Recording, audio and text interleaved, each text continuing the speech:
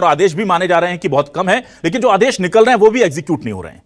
अब ये लापरवाही कह लीजिए अधिकारियों की या मिलीभगत, लेकिन आउटसोर्स कर्मचारी अगर कहीं भी कोई आदेश का पालन नहीं कर रहे हैं तो उनको जाकर के पकड़ने वाला काम सरकार के प्रबंधन को करना चाहिए, सिस्टम को करना चाहिए। वो नहीं हो पा रहा है और इसकी वजह से दीवार खड़ी हो रही है सरकार और आउटसोर्स कर्मचारियों के बीच। और आपको बता दें कि आउटसोर्स कर्मचारी इस वक्त मध्य प्रदेश में इनको हल्के में बिल्कुल नहीं लिया जा सकता। जिस दिन आउटसोर्स कर्मचारी हड़ताल पर चले गए ना, तो ना तो मंत्री जी की गाड़ी बाहर निकलेगी, ना उनका कोई मेल पढ़ पाएगा, ना उनका फोन अटेंड कोई कर पाएगा और ना ही फैक्स या प्रिंटर से एक प्रिंट आउट निकल पाएगा।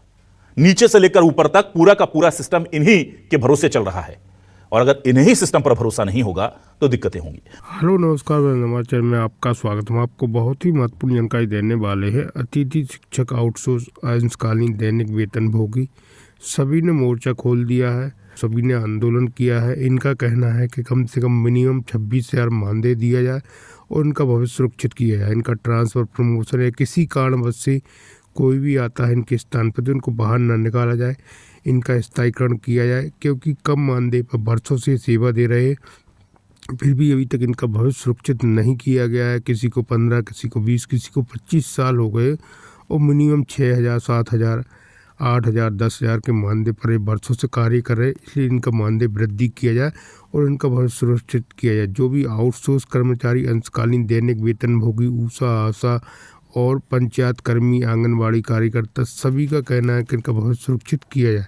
इसको लेकर मैं पूरी विस्तार से जानकारी देने वाला हूँ, लाइव वार्ता भी सुनाने वाला हूँ कि मांगों को लेकर कब तक पूरी होंगी। आप वीडियो में बने रहे, वीडियो पूरा देखें। वीडियो अच्छा लगे तो लाइक और चैनल को सब्सक्राइब बिल्कुल इसमें अपडेट पाने के लिए। कर्मचारियों की ठीक है, मैं जल्दी से आ जाता हूं अजय जी आपके पास। अजय जी, पहली चीज तो आपको और आपके डेटा और इन आउटसोर्स कर्मचारियों के संगठन के डेटा में बहुत अंतर है, जमीन आसमान का अंतर है। क्या जानबूझ करके सरकार इनकी संख्या कम बताना चाहती है ताकि परेशानी छोटी हो जाए? पहला सवाल। और ये आज का अंतर नहीं है, आपके ऊपर आरोप नहीं लगा रहा हूं मैं, हर डिबेट में देखता हूं हर प्रवक्ता अलग डेटा देता है। आउटसोर्स कर्मचारी कितने, पहला। दूसरा, ये आपने कहा तय समय पर वेतन मिलता है। मेरे पास जिन लोगों के बयान आए वो कह रहे हैं नहीं मिला उनको अभी तक सैलरी। श्योपुर का वो बता रहे हैं नहीं मिलता है। सर, जो दे रहे हैं वो बहुत कम दे रहे हैं, इसकी लड़ाई है, पर जो दे रहे हैं, जो आप लोग कहते हैं दे रहे हैं, वो भी नहीं मिल रहा है। तो आप समझिए स्थिति बहुत खराब है। सर अजय जी। जी अभिलाष जी, पहली बात तो जिस प्रकार के ये डेटा की विसंगतियां, तो निश्चित रूप से डेटा की विसंगतियां इसलिए आएंगी कि निश्चित रूप से देखिए कि जैसा कि अभी चलती डिबेट में हमारे पास में आया कि कुछ आउटसोर्स एजेंसियों का काम छूट जाता है, फिर दूसरी आउटसोर्स एजेंसी काम करने लेती है। तो ये डेटा हमेशा वेरिएबल्स होगा, क्योंकि ये एग्रीमेंट जो होता है सरकार का, वो आउटसोर्स का जो एजेंसीज एम्प्लॉय प्रोवाइड करने वाली होती है, वर्कर प्रोवाइड करने वाली होती है, उनके साथ में होता है। तो इसलिए ये विसंगतियां आपको हमेशा मिलेगी। लेकिन जो मोटे तौर पे 3 लाख से अधिक आउटसोर्स के कर्मचारी मध्य प्रदेश में कार्यरत है और उनके लिए मध्य प्रदेश की सरकार प्रतिबद्धता के साथ में काम कर रही है। जो वेतन विसंगतियों वाला विषय है, तो समान काम समान वेतन, सरकार ने कई बार कई मौकों पे इस बात की प्रतिबद्धता दिखाई है कि हम ये मानते हैं कि स्किल्ड वर्कर के लिए एक विभाग में जितना सैलरी रेगुलर के कर्मचारी को मिलता है, जितना संविदा के कर्मचारी को मिलता है, उतना ही आउटसोर्स के कर्मचारी को मिलना चाहिए और उसी के अनुसार जो आउटसोर्स की एजेंसीज है उनको सैलरीज दी जाती है। दूसरा जो विषय आया था, अभी मेरे कांग्रेस के प्रवक्ता साथी जितेंद्र जी बहुत प्रतिबद्धता के साथ में और बहुत जिम्मेदारी के साथ में कर्मचारियों को वेतन देने की बात कर रही थी। देखिए कांग्रेस का किस प्रकार से धुआं चेहरा हमारे सामने आता है। मध्य प्रदेश में तो ये वेतन देने की बात करते हैं, हिमाचल में इनकी सरकार है। और अभिलाष जी, आप मुझे टोकेंगे नहीं, क्योंकि देखिए पर्सन टू पर्सन और स्टेट टू स्टेट ये पॉलिसीज डिफर नहीं होनी चाहिए कि एक राज्य में आप कह रहे हैं कि नियमित समय पर सैलरी मिलनी चाहिए। हिमाचल में रेगुलर कर्मचारियों को तक के तनख्वाह देने की सरकार के पैसा नहीं है। सरकार ये हाथ खड़े कर चुके कि हम प्रत्येक माह रेगुलर कर्मचारियों को, स्थायी कर्मचारियों को सैलरी नहीं दे सकते। दूसरी तरफ अब जो दूसरा विषय हमारे आउटसोर्स कर्मचारी संघ के साथी बैठे, उन्होंने कहा था, मैंने शुरुआत में कहा कि स्पेसिफिक किसी जगह पे ये दिक्कतें आ सकती है कि तनख्वाह नहीं मिली है, उन एजेंसीज के विरुद्ध नियमानुसार कार्रवाई करने का, उनको ब्लैकलिस्ट करने का भी काम सरकार ने किया है। और ऐसी कई एजेंसीज को जहां पे जिन्होंने श्रम कानूनों का पालन नहीं किया, जो एम्प्लॉइज को बेनिफिट नहीं दे रही, जो बेनिफिट सरकार की ओर से ले रही है, उनको ट्रांसफर नहीं कर रही है, इसके लिए सरकार ने प्रतिबद्धता के साथ में उनको ब्लैकलिस्ट करने का भी काम किया है। जैसा कि सरमन नगेले जी ने बताया कि देखिए चाहे आउटसोर्स कर्मचारी है वो अलग फुटप्रिंट पे है, संविदा के अलग फुटप्रिंट पे है, रेगुलर के अलग फुटप्रिंट पे। अगर हम इनमें कहीं ना कहीं ये मानेंगे कि आउटसोर्स के कर्मचारी भी स्थायी कर्मचारियों के अनुपात में महंगाई भत्ता और सीपीआई इंडेक्स के अनुसार महंगाई भत्ता का मांग करेंगे, तो सरकार को भी कहीं ना कहीं एक्सचेकर और स्टेट का जो फाइनेंशियल हेल्थ सिस्टम है उसके अनुरूप निर्णय लेने पड़ते हैं। निश्चित रूप से मध्य प्रदेश की सरकार कर्मचारियों के साथ में खड़ी है। सर कहां खड़ी है? आप आउटसोर्स कर्मचारियों के साथ कहां खड़े हैं? किस लेवल पर आपने काम किया? आप गिना रहे हैं दूसरों के, मैं आपसे सीधी बात कर रहा हूं। गर्भवती महिलाओं को छुट्टी आप दे नहीं रहे, सबसे कम पैसों में काम करते हैं। मेरी बात सुनिए, आप इन्हें मेडिकल की व्यवस्था दे नहीं रहे, अनुकंपा की नियुक्ति इनको मिलती नहीं है। आप इनके साथ कहां खड़े हैं? ईपीएफ ईएसआईसी भर्ती में पारदर्शिता वो नहीं मिलता है, पारदर्शिता की बात कही जा रही, बहुत सारी चीजें हैं सर ऐसी। आप कह रहे हैं हम खड़े हैं, लेकिन कहां खड़े? एक आध दो जगह बताइए कि यहां खड़े हैं। एजेंसीज के साथ में सरकार एग्रीमेंट करती है, जिनके साथ में आप सर एजेंसी से एग्रीमेंट कर रहे हैं, इनके साथ कहां खड़े हैं ये बताइए सर। नहीं, तो यही तो आउटसोर्स का यही तो डिफरेंशिएट है अभिलाष जी।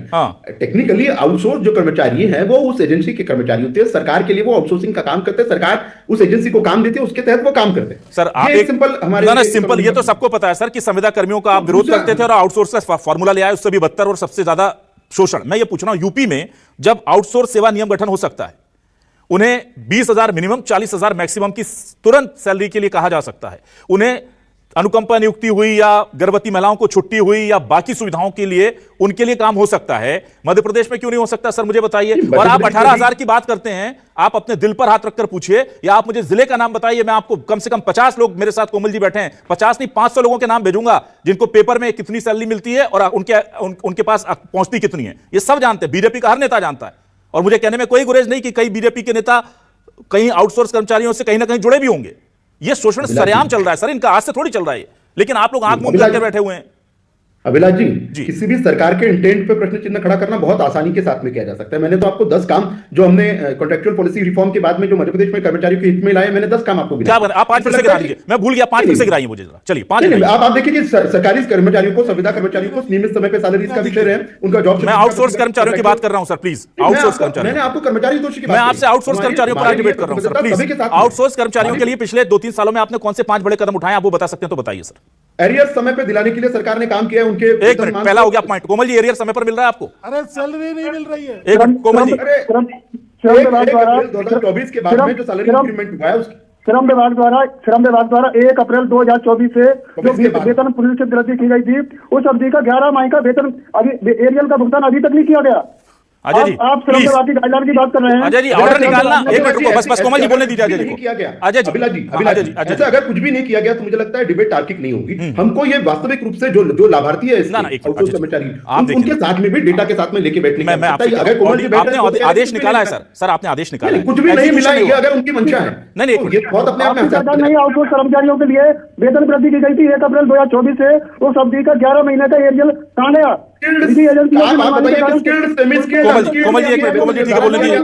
समय पर वेतनमान के लिए सरकार ने आदेश निकाला था, श्रम कानून के पालन के लिए सरकार ने आदेश निकाला था, एजेंसीज के साथ आदेश निकाले थे ना सर, प्रत्येक माह के आदेश निकाले थे। डेफिनेट तारीख काम कर रही है वो वास्तविकता में आउटसोर्स। कोमल जी ठीक है, कोमल जी अभी अजय जी का समय हमको बोलने दीजिए। कोमल जी 1 मिनट, कोमल जी ना आपने आरोप लगा लिया। कोमल जी अब अजय जी को बोलने दीजिए प्लीज। ऐसा नहीं होता। देखिए, मैंने अभिलाष जी इसीलिए कहा कि अगर आप क्लियर इंटेंट के साथ में ही डिबेट करना चाहेंगे कि कुछ भी नहीं किया है मध्य प्रदेश की सरकार ने, तो ये मुझे लगता है बेईमानी है अपने आप में। देखिए, सरकार ने जिम्मेदारी के साथ में, प्रतिबद्धता के साथ में जो काम किया है, मैंने आपके सामने यही बताया था कि हमने समान काम समान वेतन, हमारी प्रतिबद्धता रही है, चाहे सारे कर्मचारियों की बात की, मैंने स्थायी की भी बात मैंने। ठीक है सर, वो बिल्कुल सही है। मैं आउटसोर्स कर्मचारियों के लिए व्यक्तिगत मांग रहा हूं। आउटसोर्स के लिए भी मैंने आपको अभी इनको कहा था कि 1 अप्रैल 2024 के बाद में अरियर की बात हुई थी, अभी तक मिला नहीं है।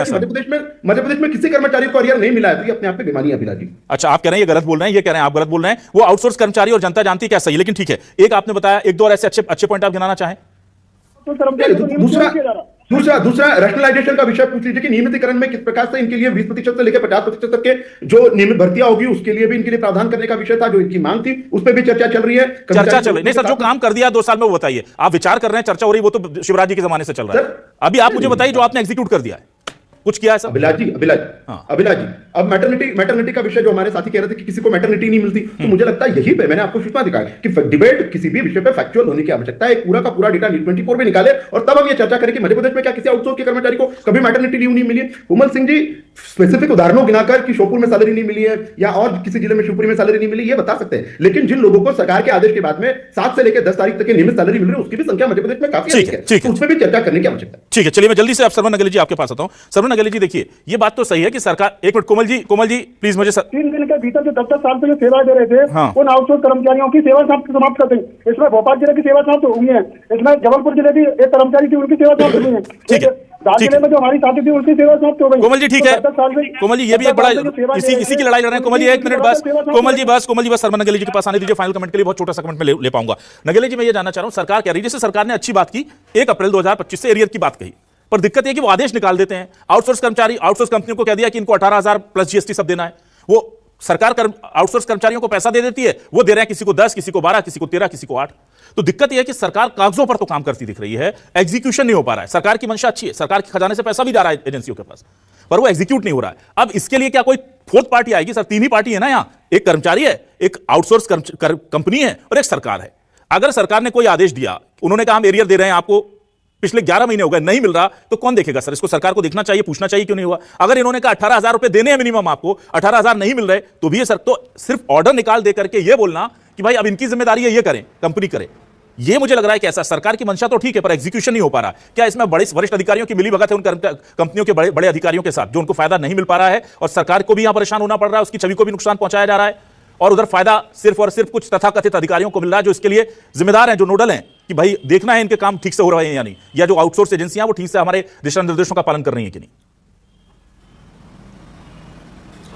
देखिए माननीय अभिलाष जी, इसमें क्या है कि जो कर्मचारी वर्ग है वो साथ में सरकार के अधिकारी और आउटसोर्सिंग एजेंसी, इन तीनों को मिलकर इसकी मॉनिटरिंग साथ में बैठकर करना होगी। सरकार उसमें पहल करे कि भाई कोई किसी तरह की मॉनिटरिंग करने के लिए कोई उनका सेल या कोई उनका एक इस तरह की टीम या कुछ ऐसा कोई मैकेनिज्म वो डेवलप करे, जिसमें जैसे कोमल सिंह जी हैं या इनके अपने बाकी लोग हैं जो इनके लीडर हैं या जो इनके जिले के लीडर हैं, वो उसमें शामिल हो, तब जाके जो एग्जीक्यूशन की बात कर रहे हैं वो आकार में देखने में मिल पाएगा। और जहां तक ये जो बात आ रही है कि वो इस जिले में इतना और ये वो, देखिए क्या है कि इन सारी चीजों में आपको पढ़ना है, तो आपने समय तो अच्छा चुना है, लेकिन यदि भोपाल की बात करें और यहाँ यदि कर्मचारी वर्ग आते तो भोपाल में मध्य प्रदेश विधानसभा का सत्र अभी चालू हो गया आज से, यहाँ पे धारा 144 लागू हुई है, तो आप नहीं कर सकते धरना प्रदर्शन इस तरह की चीजों का। और रहा जिले की बात, तो 8 लाख कर्मचारी हैं, यदि आप चाहेंगे तो रातों रात आपका काम हो जाएगा, लेकिन आपको उतना सेक्रीफाइस करना पड़ेगा कि बिल्कुल सड़क पर आ जाएं और बिल्कुल काम ना करें और बिल्कुल सरकार के साथ एकदम ताल ठोक कर आ जाएं, तो कैसे काम नहीं होगा।